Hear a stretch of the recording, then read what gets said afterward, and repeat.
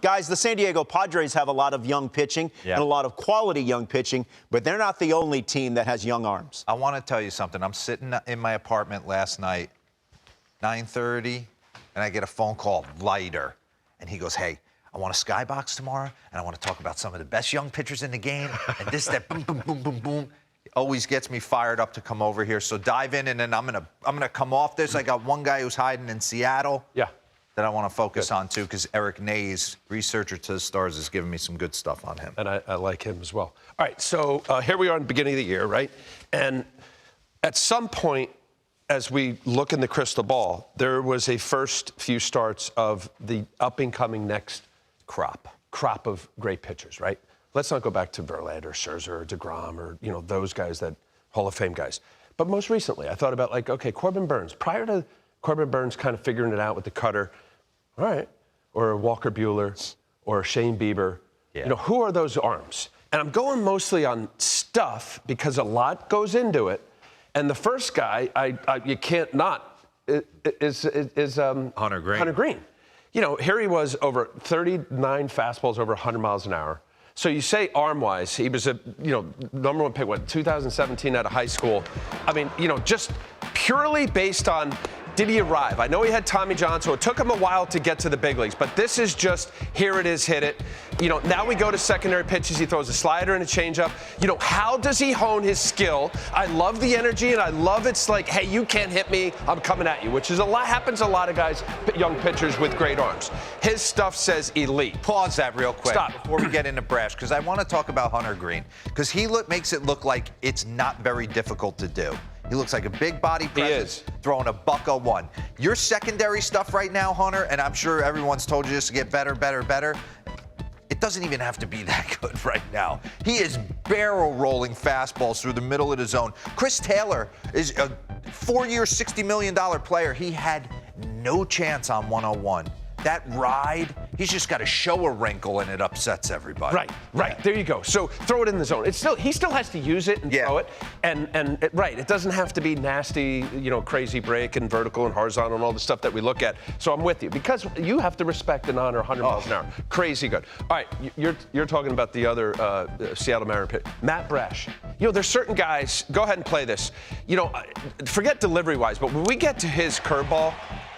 You know, he throws curveball, slider, but, you know, the variation of his breaking balls. This is, stop right there, Lucas, before I throw the curveball.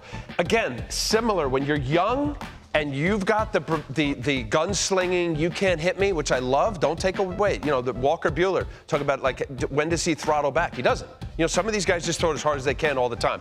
So harness that when I'm watching Matt Brash, of, like, you could tell when a guy's just saying, you can't hit me and I'm coming at you kind of thing. That's who he is. But watch these breaking balls here. Forget delivery-wise. Wiffle ball stuff. I mean, like, folks, I don't know if you realize, like, this is... You're not hitting that. That's a knuckle curve that kind of has almost slider velocity. All right, with Tyler McGill. All right, slow down here. We start off with a changeup. So here's a guy. Stop right there. Changeup at 92? Changeup at 92. He's been up to 99 miles an hour this year. All right, big dude, calm demeanor and presence, right? Was he 6th or 7th round? He started out in the minor league system with the Mets as a reliever starter. So, you know, they didn't know what they had yet, right? But his disposition and his very calm way of thinking really suits his as a starter, and it's deserving. And this guy is going to be seriously under the radar, certainly when DeGrom gets back and got Max Scherzer and Bassett. Go ahead and play this. But I love the fact that you have a guy that throws as hard as he does, that trusts his changeup, and it's so hard to hit because it looks just like a fastball. So these are all changeups, turns the ball over. Yes, he's got the 95 to 100 miles an hour. All right, stop right here, because this is a guy that I wonder what you're thinking. I think the World Series helped this guy immensely. Pitching in the postseason last year for the Braves and pitching on the biggest stage, I think the expectations were through the roof for him. I don't think he necessarily believed he was as good as the 5th overall pick coming out of Vanderbilt. I think it took a little bit of time for him to trust his stuff in the zone. And him pitching last year in a World Series and having success and Snickers showing belief in him, I think is carried over into this season. Okay, and I'm going to further that. 5th pick overall out of Vanderbilt in 2017. And didn't dominate in college. He had some spraying moments that I like to call. Not like Jack. But Jack went into Vanderbilt, your son, and just dominated. He did well. So I'm saying there's still some disbelief. Like me coming up through the minor leagues and coming up through the big leagues, I didn't have a ton of success. So there's still always that, where do I stand? Yeah. So let's I know. So you go further into that. So you're 5th pick overall, and he's a nice kid. He's a sweetheart of a guy. And you struggle. So now here come the computers and the laptops. Well, your vertical, your horizontal, try this, try that. You're listening to your Little League coach. You're listening to everybody under the sun, including grandma, and you lose who you are. So then you go out and you go from 19 to 20. He had a 6.75 ERA in 17 starts, 2-8. Gets sent down. You're the big man on campus, and like, what's going on? So you lose that. He came back, he was 4-seam, he started throwing a sinker, curveball. You kind of have to find your way. I was the same guy. Go ahead, play it. Yeah, I'm sorry. He's got filthy stuff. No, it's really good. But back to the same theme that we started since I got on the show and you were showing Christian Yelich and Logan Webb, who had a conversation with Kevin Gausman on May 5th. All right, stop. This is your guy. You got to start believing in it, and then you got to own your stuff. This is my career. Hey, I believe I'm this and this, or whatever it is. You had your epiphany moment where you're listening to Bobby Cox and this guy and that hitting coach and this, and like, what? What am I doing? Now I got to get in the box and hit. You know, your head is you know where. That's big. It's probably 80%. I'm sorry. Okay. I'm sorry, Capel. No, I love it. I want to jump off your Matt Brash because they're interesting with Robbie Ray and Brash and Marco Gonzalez and all the offense. Logan Gilbert, okay? Give him some love. 14th overall pick out of Stetson in 2018. He came up last year, and there was a lot of eyeballs on him, okay?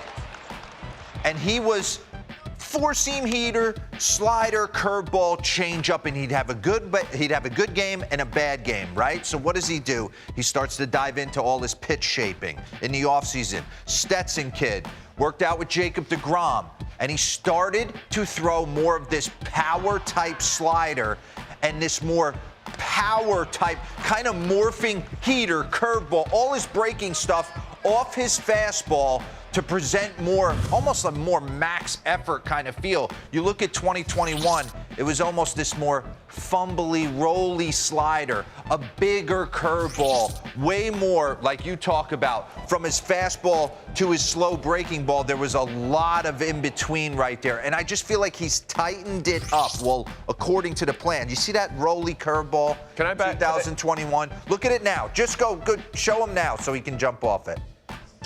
It was more of a roller, kind of spit on that out of the hand. Can I stop right there? Do whatever you got to do. I stop right there. Lucas, give me this. I can't tell you how I am. Back it up a couple seconds. Back it up. Look at this look. Go ahead, play it. Where you going? And then the breath. Okay, I hope it's a good one. Come on, don't hang it. Now it's filthy.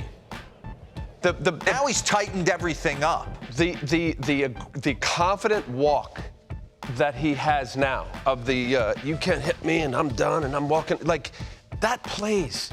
He's got good stuff. Yes, he does. They all have good stuff. He's basically, we'll tie this all in a nice bow. He's got huge extension. He's like Nuke LaLoosh from Bull Durham, getting out there kind of like Tim Robbins. And 7.4, you see your man Tyler McGill. But what he's done, bring up the other board because this is pretty interesting right here. Okay, this is last year, so this is his fastball, right? Fastball, that's how it's presenting itself if you're watching from home. And then here's his breaking stuff right here. And all he's done, he always had the fastball, kind of curveball to mirror it. He's just started to tunnel his slider a little bit closer to his fastball and create this like more of the tunneling effect instead of presenting that's his heater, that's his curveball. It all comes out. It's like that heater slider, what is that? So real quick, for people who don't understand this right here, just think of it as a sidewinder, right? You're going, he's letting it go this way. Yes. So he had more horizontal. And now this getting, as D-Rose said, closer, his slider is getting more like this. More of a cutter. More of a cutter, Hard slider speed. Yeah, all right. You know how to throw a cutter.